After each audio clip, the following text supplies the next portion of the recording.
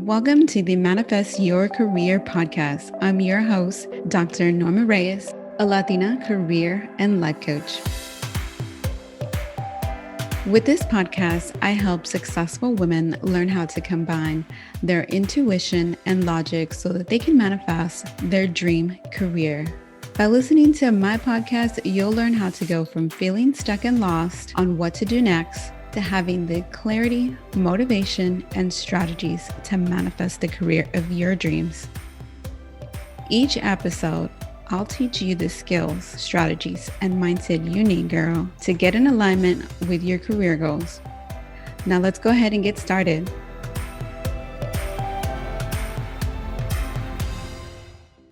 Hey guys, welcome back. This is episode 38. And this will be the final episode for this season, and we'll be completing an end of year review. So you might be thinking why this is important, and I will be telling you here in a bit, so stay tuned. So for today's episode, I'm going to walk you in doing your own end of year review. I know that we really don't like these when we're working in corporate, or if you're nonprofit, it does these as well. We just really don't like to have to write about ourselves. But it is so important to do these end of year reviews to see where you are, right? The company wants to have a point for you. This is where I was at the beginning of the year, and this is where I am now. And so we're going to do an end of year review, which hopefully is a little bit less painful than your self evals for work. So now, why would we do this? Why does it matter to do an end of year review? It is important for so many different reasons. The number one reason is so that you can get yourself ready for the new year, right? Because if you don't know where you are, you don't know where you need to go. And if you don't clear out all of the bad juju, if you don't clear out all the things that are still on your mind that happened in 2021, whether you are consciously thinking about them or not, then you can't make room for something else. You can't make room for the new things. It's like if you have a closet filled with clothes from all the different years and you never got rid of anything, you'd never really have space for anything, and you really wouldn't know what was in there. So it's important to, clean out your closet every once in a while and really think, do I really want this or not? So again, this is important for a variety of reasons, and so I won't bore you with that. Before you can plan the new year, you really need to review where you are, right, in your life now. What have you done in the past year? And by doing so, you can see what is working and what isn't working.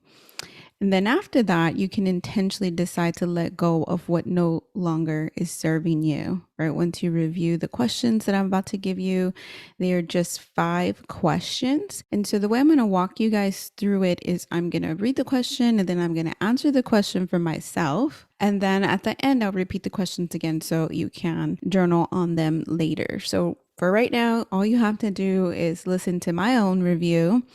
And then at the end, you can listen to the questions, write them down.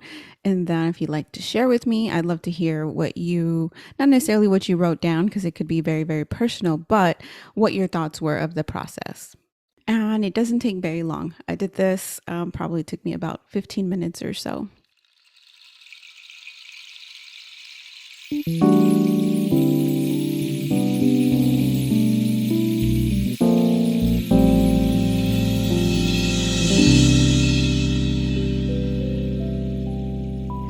So question 1 is, what happened in the last 12 months, both personally and professionally? So for myself, the last 12 months in regards to my business, in the beginning of the year, I had 2 annual workshops, the Manifest Your Vision and Bullet Journaling 101. Then in the beginning of the year, I was really focused on launching my podcast. I launched the Manifest Your Career podcast on March 4th. I released 38 episodes, this being number 38. 39 really if you count episode 0. And then I had a 4-week break in the summer. I add that because, during those weeks, I wasn't continuously doing episodes. I did take a break in the summer. For next year, I'll see where I do my breaks. And as of today's recording, I have 3,869 downloads. The podcast was heard in 67 countries, 694 cities, and 87% of my listeners identified as women.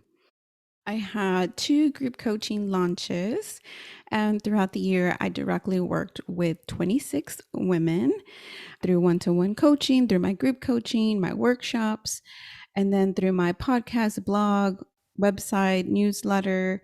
I've reached about 8,019 people. When I was digging up these numbers, I gotta say, I was really surprised at the large number of it because, my mailing list right now is probably a little bit over 100, and that's with including, people subscribing and unsubscribing. So when I saw those numbers, my next question, I will elaborate a little bit more of what I thought about that. So, question number 2 is, what were the lessons of each of the things you experienced that you can take into the next year? Right. So, one of the lessons that really stood out was never underestimating the impact I'm having in my community. Right. Because never would I have thought that I had over 600 listeners listening to my podcast, over 7,000 website visits. And this is my current website, which I switched over from Squarespace to Kajabi in the middle of the year. So I'm not even counting whatever visits I had prior to July. And, what I'm doing is helping others. Even if they never work with me directly, I'm helping them, right? I'm helping you listeners, the people going to my website. I am helping them in some capacity. Maybe it was just an aha moment for them that really was a catalyst. And I may never know that, right? And not because these people are like, oh, I don't want to tell her she helped me, but because, when someone inspires you, you just get caught up in that momentum. I know there's plenty of websites, there's plenty of sites, that I've visited that I've, received some sort of benefit from that I never directly emailed the person and say, hey, I really enjoyed this article or this really impacted me in this way. So really that was one of the biggest lessons here for me, was never really underestimating the impact that I'm having. And it really motivates me to go into the new year thinking like, I got to keep doing this. And not just because, the impact I'm having, but because I truly enjoy doing this, right? That's what we all want to do. We want to have an impact, but we also want to enjoy what we're doing. And when you can do both, it's an amazing experience. So the next question is, who were you in January 2021? And I was reading the question and thought, OMG, who was I? Definitely motivated because I had just had my workshops. I was pumped to have them, to work with clients and see their year unfold. 2020 was so rough on everyone at that moment in time. The vaccinations were being released. So it just really felt like finally we're going to be able to move forward. Of course, 2021 had its own idea of how it would unfold, but really, I was really grateful to have survived 2020. Was really probably what I was feeling at the moment. So, who am I now? Right. So, that's question number 4. Who are you now? So, who am I now? Geez. So, I reviewed the year, right? I was putting all this together and I thought, wow, now I am so humbled. As a business owner, you really focus on the bottom line so much, right? How much money am I making? Am I breaking even? Because at the beginning, it just feels like you're constantly paying for something, a web platform, a podcast host server, coaching, etc. Like something always feels like it's taking your money, right? If you are focusing on that, and definitely that is something that I'll be working through and working on, because, if I go back to question number 1, and see the impact, it's completely worth it. And the rewards are going to come. It's just something that needs to build momentum, right? Like a snowball. And really shifting my mindset to what I'm doing matters. And all of the pieces are really and truly falling into place. Oh, right. Okay. So I lied. I said 5 questions. It's actually 6 questions. So, question number 5. What are you still holding on to from 2021 that is taking up space mentally, emotionally, or physically? So, this question might feel a little tough for you. I know for me, this is me being completely vulnerable on my three. And I'll start with the easiest one for me. And that was physically, what I'm holding on to are my limitations. Even though I just completed my first full marathon a few weeks ago, I'm still holding on to the idea that I'm not fast enough or that I'm not as fit as I used to be. So I'm going to be working on just letting that go so that I can make space for my new performance and my new health with my new body after having two babies and, just this new me as I'm getting older. I'm now 38, to compare even just 3, 4 years ago, it really just makes a difference, especially after having children. Emotionally, something that I'm still, holding on to, but will let go of or will work on letting go of is the pain of expectations. So every launch, every episode, every blog post, I have an expectation, right? Not a defined one, but oh, I wonder how this will do. Now, of course, any result isn't going to give me joy because I'm not thinking about it logically. I'm thinking about it emotionally, right? Like, what feeling is this going to give me? Like, oh, I did this, right? A lot of times, a lot of my posts, a lot of my episodes are just inspired, from inner knowing, like, oh, I should talk about this, or I think, they need to hear about that. And then, once that inspired action kind of takes place, I put it out there. It's kind of like, oh, how are they going to react to it? Because I was in this such a high, right? This like inspired action high that I want that same feeling. But of course, never should we do that. We should just enjoy the process of doing it. Be excited that I did it. Be excited that, I created it and it's out there. And, whatever happens after that doesn't matter because that wasn't the reason for it. And then mentally, I would say my limited money mindset. When it comes to money, I have a very logical mindset that I want to let go of. Like my thinking is you have to work this many hours to make this much money, or you have to bring this many customers to be able to bring in this amount of money. When in entrepreneurship, that's not how it works, right? It's not logical because the only reason anyone keeps doing it is because you actually can make money in a different way, right? So that is what I will be working through in 2022, where it doesn't have to be logical. You don't have to work a certain amount of hours to make a certain amount of money. So I will be working on breaking that because that is what we are constantly told, and that is what limits us and is limiting me right now.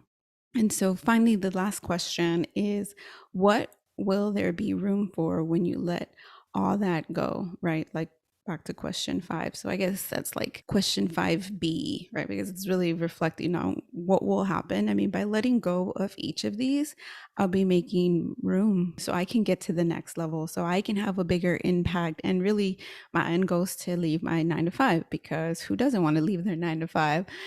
And I love my job. I love what I'm doing, but my business is like my passion, my purpose. And to be able to do that full time would be my absolute dream.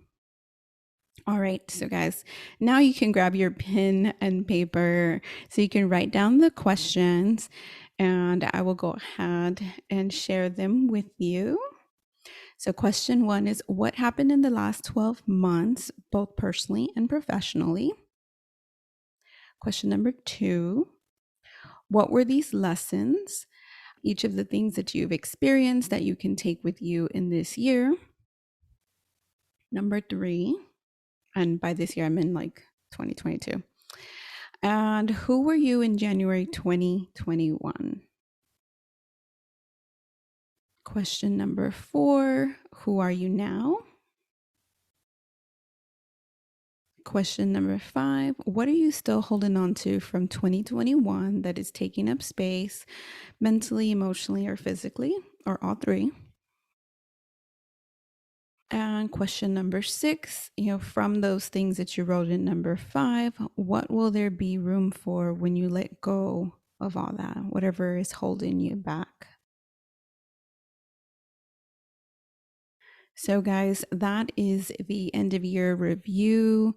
I would love to hear what you thought about this activity, how this has helped you, how the podcast had helped you, the blog, anything. I would love to hear from you, because that would bring me so much joy to know that what I'm doing is impacting you guys in a positive manner and maybe motivating you, pushing you to move forward, to chase those scary dreams, to chase those scary career dreams, because so many of us hold ourselves back. Ultimately, that is really who holds us back most of the time, right? Because even though our mindset has been influenced by the things around us, it's up to us to decide to allow it to continue to hold us back. So I want to thank every single listener that has listened to this podcast, that has shared it, liked it. I truly appreciate every single one of you, and I'm looking forward to season 2. So if you have any suggestions for season 2, I can't wait to hear them. I will be sending an email survey. So if you want to get that survey, you can send me a DM via Instagram, or just get it on my email list. And a big shout out and thank you to my editor, Emily. She's been great. She can pop in here if she likes and say hello. What's up, y'all? It's Emily and Norma. It has been such an honor working on this podcast with you. Not only have you allowed me to help you manifest your career, but of course you're doing the same for me. And truly, I'm just happy to be here. Thank you so much for having me. So just so you know, guys, I have had an editor because it just takes less time for me to be able to do these episodes and manage everything else in my life. But I love her and I could not have done this without her. So I really want to give her a shout out here. All right, guys, well, enjoy the rest of your year and I will see you in 2022. Thank you for listening to the Manifest Your Career podcast with me, your host, Dr. Norma Reyes, a Latina career and life coach.